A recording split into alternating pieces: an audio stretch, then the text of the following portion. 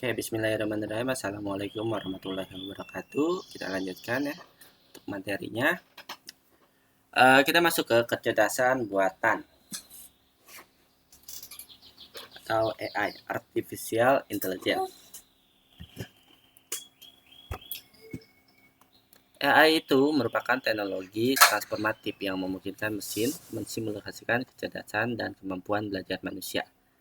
Mesin itu komputer ya, jadi kita bisa membuat si komputer itu bisa belajar dari apa? Dari data, biasanya data-data dari data atau dataset ya. Kita ajarkan, kita kasih datasetnya, dan dia bisa belajar dari pola yang ada di data itu. Di sini kita bahas menjadi 3, yaitu machine learning, jaringan saraf tiruan atau neural network, deep learning.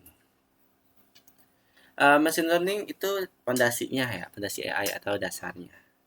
Awal-awal munculnya AI itu di machine learning, dari kata mesin dan learning, mesin yang belajar, mesin yang kita ajarkan, yaitu yang memungkinkan sistem belajar dari pengalaman dan data. Ini adalah tingkat dasar dari pembelajaran mesin. Ya, nanti ada jenis-jenisnya mesin learning. Kemudian jaringan saraf tiruan, namanya juga tiruan ya, berarti buatan, atau neural network. Itu dia mengembangkan konsep machine learning dengan sistem yang terinspirasi dari cara kerja otak manusia. Otak manusia itu kan bercabang-cabang tuh, dan neuronnya, nah itu ngikutin itu. Kemudian dari CST atau neural network muncullah deep learning. Deep learning itu bentuk AI yang paling canggih sekarang yang mampu memproses mengenali pola dengan sangat kompleks melalui lapisan pembelajaran yang mendalam. Nah, ini pengembangan dari machine learning juga, yaitu deep learning.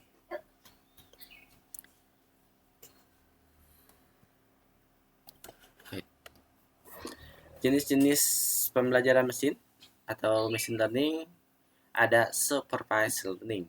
Supervised learning itu merupakan yang datanya itu berlabel atau diberi label, sudah ada outputnya gitu ya.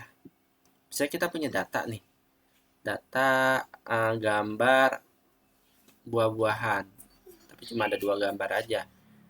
Bukan 2 gambar, gambarnya banyak, klasifikasinya cuma 2, yaitu ada gambar apel sama gambar orange, cuman dari sudut yang berbeda. Misalnya dari yang apel udah digigit, atau jeruknya ada yang besar, ada yang kecil, ada yang apa ya, jeruknya ada yang segar, ada yang mungkin udah layu gitu. Yang penting si mesin ini nanti untuk mempelajari ini data yang berlabel, kita sudah kasih label, oh gambar ini tuh gambar apel, gambar B ini gambar jeruk gitu. Sudah kita label, cuman datanya banyak, misalnya ada 1000 gambar, ada 500 gambar apel dan 500 gambar jeruk. Nah, itu nanti akan belajar, si mesin learning itu mempelajari gambar-gambar itu. Oh, ini tuh gambar apel, yang ini gambar jeruk, dan akan dibuatkan model, dan model itu untuk prediksi apakah modelnya. Kita training dulu nih, dari data itu di training itu ya diajar. Kalau misalnya di sekolah kita training itu apa tuh, untuk belajar ya, mesinnya itu kita training dan diajarkan dan menjadi model itu nanti untuk memprediksi apakah gambar A itu gambar apel atau jeruk. Pasti outputnya cuma 2, apel atau jeruk. Inilah supervised learning atau data berlabel. Unsupervised learning ini merupakan data tidak berlabel, biasanya untuk klasifikasi, untuk menemukan pola ya dari data tanpa label. Misalnya di sini ada pola warna dan bentuk. Nah, ini nanti kita klasifikasikan. Ini tuh bentuk kotak, tapi kan nggak ada labelnya dia. Cuma oh ini bentuk ini, bentuk ini, bentuk ini, dia dipisahin gitu berdasarkan data-data yang mirip. Terus ada reinforcement learning, yaitu melalui interaksi dengan lingkungannya, yaitu dengan sistem reward dan punishment. Ini contohnya untuk game ya, atau robotika biasanya. Dan semi supervised learning ini gabungan dari yang data berlabel dan tidak berlabel. Gitu. Next. Integrasi AI dan machine learning telah menjadi penggerak utama dalam evolusi pengembangan perangkat lunak. Jadi kita bisa di perangkat lunak tradisional sebelumnya kita bisa menambahkan juga AI dan machine learning ya. Teknologi membawa transformasi fundamental.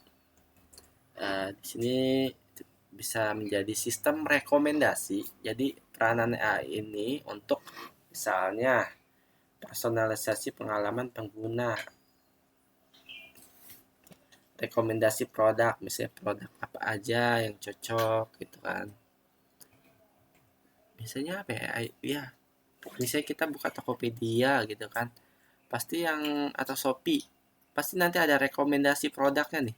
Kita sering beli apa alat-alat elektronik ya, pasti munculnya elektronik nanti rekomendasi. Nah, itu pakai AI biasanya. Dia pakai AI terus AI-nya itu dalam membuat modelnya itu pasti ngambil dari ini data-data sebelumnya, pasti ada historinya lah. Data-data sebelumnya itu kita sering beli apa, terus yang rank harga berapa gitu. Dan penyesuaian konten berdasarkan perilaku pengguna. Contohnya kayak apa ya? Misalnya Instagram kita sering buka apa nih? Sering buka gambar-gambar teknologi, nanti munculnya gambar teknologi juga gitu. Yang kedua, untuk otomatisasi proses ya, implementasi ML untuk otomatisasi tugas-tugas rutin seperti pengenalan pola, misalnya polanya ini, trennya ini penjualan tahun depan, kira-kira barang apa nih yang laku gitu. Terus atau pengambilan keputusan dan dalam sistem perangkat lunak. Bisa juga untuk analisis prediktif atau prediksi.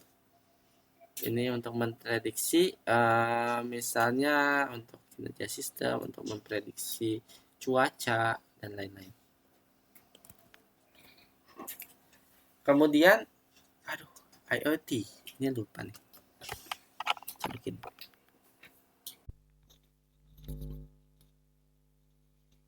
Kemudian IoT ini Internet of Things, yaitu mentransformasikan interaksi antar perangkat melalui konektivitas dan pertukaran data real time. Jadi kalau IoT ini langsung ke perangkat ya, perangkat keras gitu. Softwarenya kita bukan dengan perangkat keras. Contohnya Arduino, Raspberry. Nah, ini kenapa bisa real time? Karena ya ini membutuhkan sumber daya yang kecil ya, atau listrik yang kecil, dan bisa ditaruh di mana aja kan bentuknya. Biasanya nggak terlalu besar, tidak seperti komputer yang harus nyala dan butuh listrik yang besar ya. Kalau itu enggak. Dengan pengembangan sensor dan jaringan yang semakin canggih, jadi makin sini muncul sensor-sensor tertentu yang lebih canggih. IoT membuka peluang baru untuk inovasi di berbagai aspek kehidupan. Sensor dan perangkat. Jaringan sensor pintar yang mengumpulkan data lingkungan melalui berbagai sensor. Dilengkapi dengan kemampuan edge computing atau komputer kecil untuk analisis ya. Contohnya kayak sensor-sensor kebakaran, itu pakai sensor panas ya, flame detector. Terus ada sensor suhu, terus sensor apa kalau misalnya di pertanian, kelembapan tanah. Terus ada sensor jarak kalau misalnya untuk mobil itu ada sensor jarak. Terus untuk koneksinya itu bisa menggunakan Bluetooth, WiFi, infrared dan lain-lainnya. Otomatisasi, kita juga bisa melakukan otomatisasi integrasi dengan AI secara real time untuk IoT-nya. Implementasinya itu bisa, penerapannya bisa di smart home, misalnya lampu bisa nyala sendiri kalau malam hari, kalau pagi hari mati sendiri. Industrial bisa, terus kota pintar, smart city, terus untuk manajemen energi, keamanan, kesehatan dan lain-lainnya.